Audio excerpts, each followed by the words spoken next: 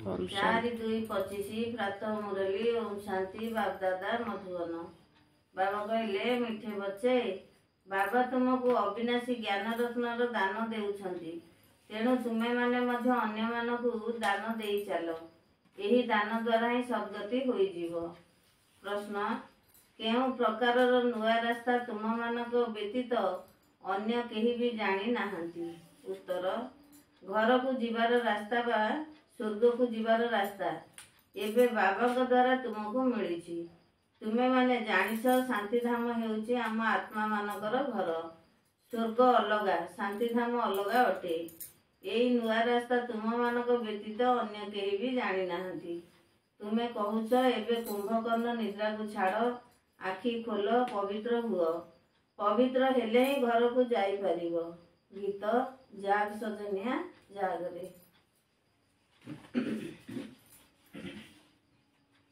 धारणा पाई मुख्य सारांश 1 रे धर्मराजा दंडरू मुक्त हेबा पाई कहार भी देह को मने पकाइबार नाही। एही आखि द्वारा सबु किछि देखुथिले मध्य एकमात्र बाबा को ही मने पकाइबाकू हेबो। अशरीरी हेबार अभ्यास करिबाकू हेबो।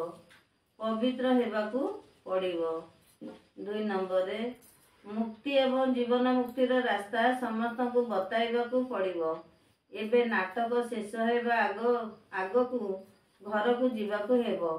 एही स्मृति द्वारा बेहदर आमदानी अर्थात प्रारब्ध जमा करबाकू हेबो। वरदान गोटे सेकेंडर बाजी द्वारा सारा कल्प पाई भाग्य जमा करिथिबा श्रेष्ठ भाग्यवान हुओ। एही संगम युग को वरदान मिली। जहा चाहिबो जेपरि चाहिबो एवं जेते चाहिबो सेते निजर भाग्य गढ़ी पारिबो। काहेकि ना भाग्य विधाता बाबा भाग्य गढ़ीबार चाबी पिला मानक हाथ रे देई देई छंती। शेषरे आसीथिबा पिला मध्य तीव्र गति रे पुरुषार्थ करी प्रथम स्थान अधिकार करि पारिबे। केवल सेवार विस्तार भितरे निजर स्थिति को गोटे सेकेंड भितरे सारा स्वरूप अर्थात आत्मिक स्वरूप रे स्थित करिवार अभ्यास कर। जदि एबे एबे निर्देश मिलिबो जे गोटे सेकेंड भितरे मास्टर बीजरूप होई जाओ, तेबे एथिपाई समय न लागू। तेणु यही गोटे सेकेंडर बाजी को जीति सारा कल्प पाई भाग्य जमा करि पारिबो। स्लोगान डबल सेवा द्वारा जदि शक्तिशाली वातावरण सृष्टि करि पारिबो तेबे प्रकृति दासी होई जीवो। ओम शांति।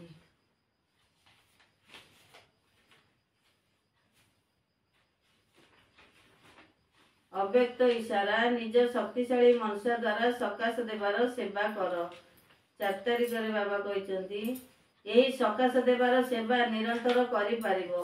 एथिरे स्वास्थ्य व समय किसी कथा नहीं। राति दिन यही बेहद सेवारे लागी पारिबो।